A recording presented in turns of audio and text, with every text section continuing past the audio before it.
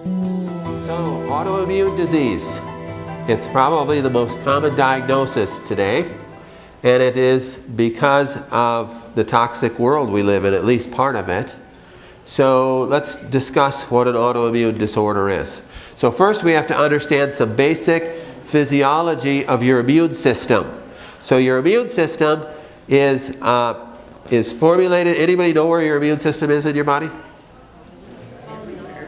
Small intestine. What? The bones. Really, your immune system is everywhere. Okay? Your immune cells are circulating through your blood, and your immune cells do one thing mainly, and one thing well. They kill things. So you have T cells that are circulating around your body, and all these are different stages of development. And they're macrophages, they're white blood cells. They're specifically to go around looking for something to kill. So as we talk about, to make it simple, you have really two pieces of your immune response. You have what's called your immediate response, or what we could call your Th1 response, and you have your Th2 response. And your Th1 response, if you can think of it like a cartoon, they are the Marine Corps going around with machine guns looking for something to kill. That's what's going to keep you from getting sick, is a healthy Th1 response. So your Th1 response is your immediate response. So if I come in this room and you breathe a virus on me, that virus goes into my body through my lungs and enters into my bloodstream. And if it's at a great enough concentration, my immune system's going to fire a Th1 response. So my Th1 cells stimulate more production. It releases more Th1 cells. They go down and they find that virus and they kill that virus, and then that Th1 response drops back down. And so I have this little blip of a Th1 response, if we want to think of it that way, and then it kills the virus and it goes back into balance, and I never knew I was sick. Now this happens to us on a daily basis, many times a day, quite often. So we're exposed to some pathogen, and then our body kills that pathogen, and I never got sick. Well, I didn't get sick. Everybody else was sick in the room, but I never got sick. You had a healthy Th1 response, and it was strong enough to kill that virus, and your body went back into balance. So normally, a person, this immune system, this immune response needs to be balanced all the time. But it's never balanced all the time. It is always just coming back to equilibrium. So I have an exposure to a pathogen, it fires a Th1 response, it kills it, it brings back into balance. Now let's say I'm exposed to a really bad pathogen, like some influenza or something like that. So I fire a Th1 response, it's not able to kill it. 8 hours later, it's continuing to fire a Th1 response, continuing to fire a Th1 response. That's when I'm not feeling really good. I think I got a fever. I don't really feel so hot. Am I sweaty? Do I look okay? And I go home and I take a nap, I go to bed, and that Th1 response then is unable to kill it within 24 hours. Then what your body does is it shuts down the Th1 response and it fires this Th2 response. Now the Th2 side of your immune system is responsible mainly for creating antibodies. Now whatever it is that the Th1 response fired against, whatever pathogen that was, and it's supposed to only fire against some living organism like a virus, bacteria, parasite, fungus, mold, Lyme disease, something like that. Fired a response against it, and if it wasn't able to kill it, that's when the Th1 response will be suppressed and the Th2 response fires. Now stay with me, because this is really important when you're dealing with taking care of people that have these issues. Now the Th2 response fires, think of them pictorially as the CIA or the FBI. They're not going to really kill anything, but they're going to go in there and they're going to find whatever pathogen the Th1 response fired against, and they're going to tag it. So they're actually creating antibodies that fit right around that. But think of it as they're going to mark it with a tag. There's the virus. We're going to mark it with some fluorescent tape. And that's what the Th2 response does. And then within about 8 to 24 hours, that suppresses, and I fire another Th1 response. And now, the Marine Corps, with the machine guns, can now find the enemy, and it kills it. So now I was sick for a couple of days, but now I'm feeling a lot better. I don't know what I had. I was in bed, I drank a bunch of chicken soup and took some vitamin C, and I feel great. Well, you fired a Th1 and a Th2 response, and then a Th1 response, and you won the battle, and now you're better. That's really what happened from an immunological perspective. Okay? Well, great. Now I know that. Aren't I a better person? Well, it's really important to know that when you're dealing with chronic disorders. So when a person has a chronic disorder that is now labeled an autoimmune disorder, what is that? So we look up the definition of an autoimmune disease, and we see autoimmune disease. It's when my body is attacking my own tissue. Well, that's not good. So I'm going to ask my doctor, you diagnosed me with rheumatoid arthritis. That's an autoimmune disorder. Why is it happening, doctor?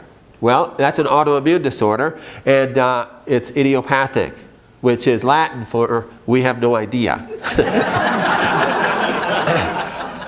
So that's typically the best, the deepest answer that you get, but that's not good enough. Okay, why? So what is an autoimmune disease?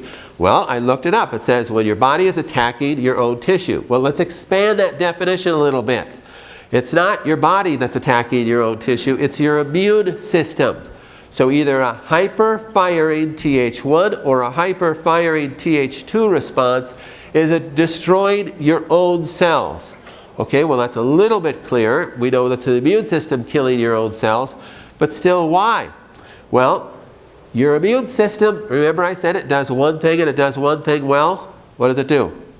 Kills things. That's what it's supposed to do. So your immune system, therefore, by very definition, is only supposed to turn on against something that it can kill.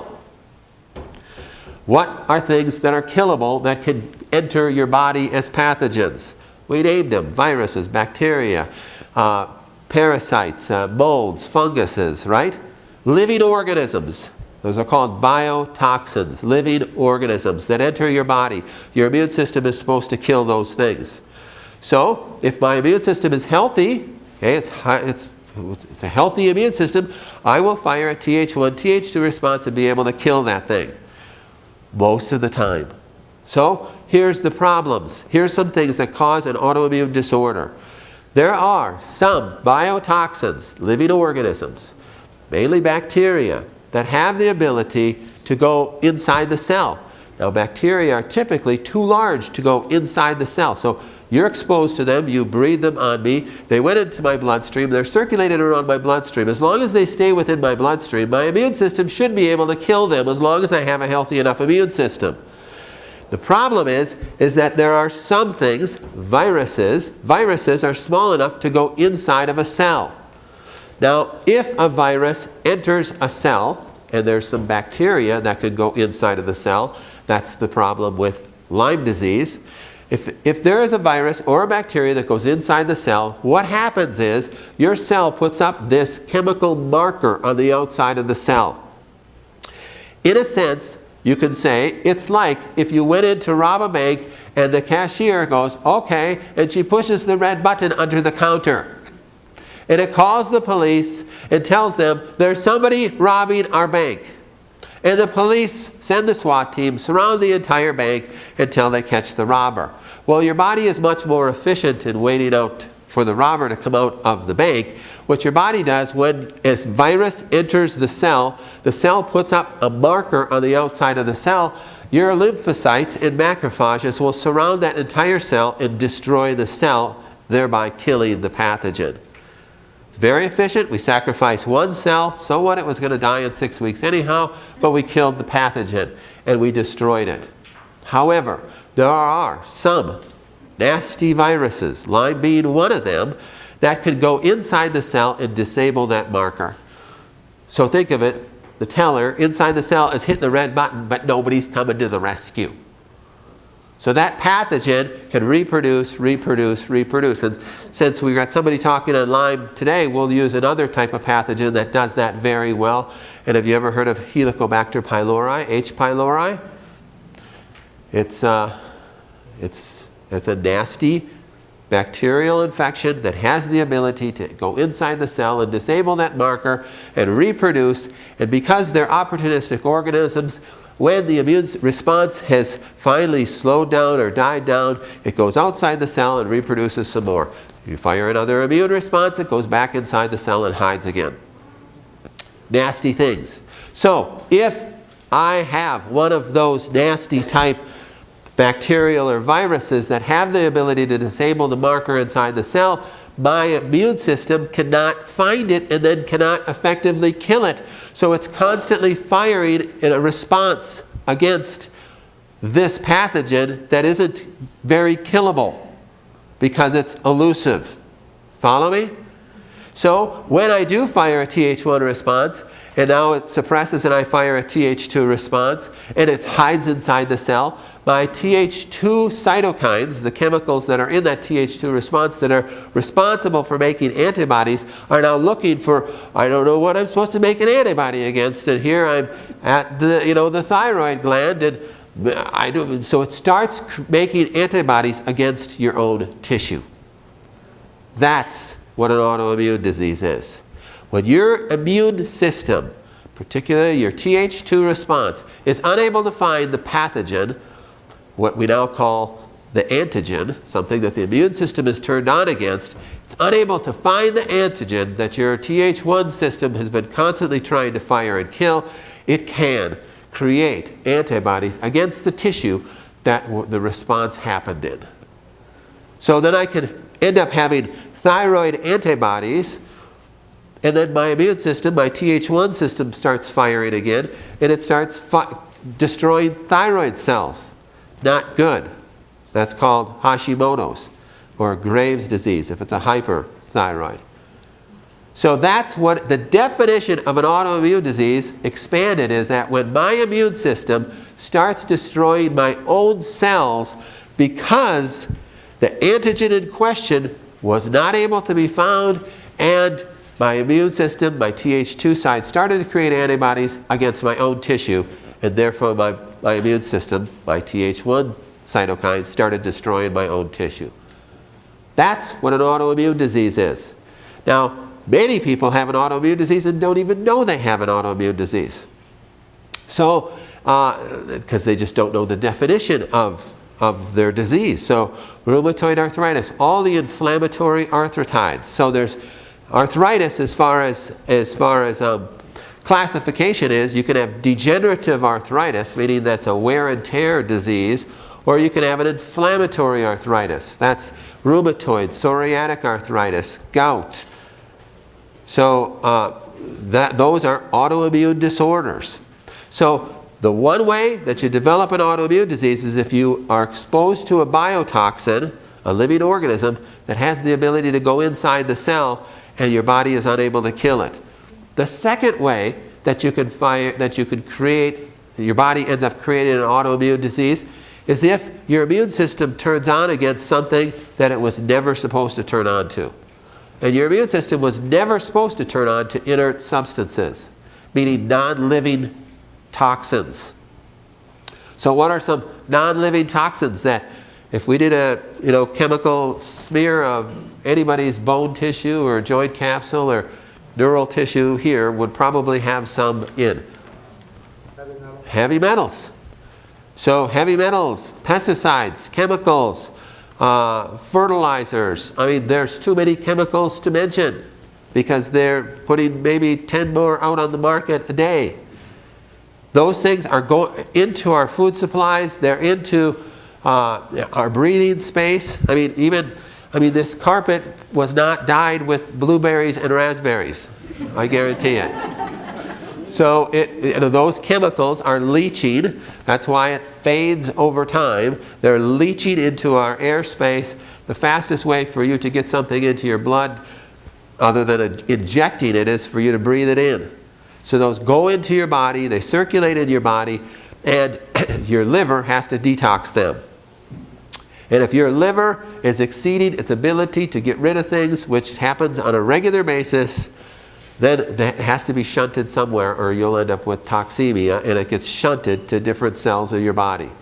So it ends up in the extracellular spaces. It goes into the fat cells mainly. Your fat cells are surrounding all your joint capsules. Your brain is made up of all fat. Not good. So you end up storing these heavy metals, storing these toxins. And if all you did is store them, honestly, you'd be fine. You could live to 120 years old and it wouldn't cause any issues. What happens is that if your immune system turned on for some other reason, let's say I had a huge, horrible flu, or let's say I broke my leg, so I have this huge immune response because of this injury. Now I got all these Marine Corps running through my blood looking for something to kill, and let's say I sprained my ankle really bad. Well, I didn't break the skin. I don't have any bacteria there. What is the swollenness of a sprained ankle? That is all a Th1 response. Those are all lymphocytes. So I got this huge Th1 response, like we have an injury here, we were called to the site, we got to kill, whatever. Well, there aren't any bacteria. I didn't break the skin. The barrier wasn't broken. So it fires this giant response. So they're circulating around, well, we got these guns and we got bullets and I want to use them.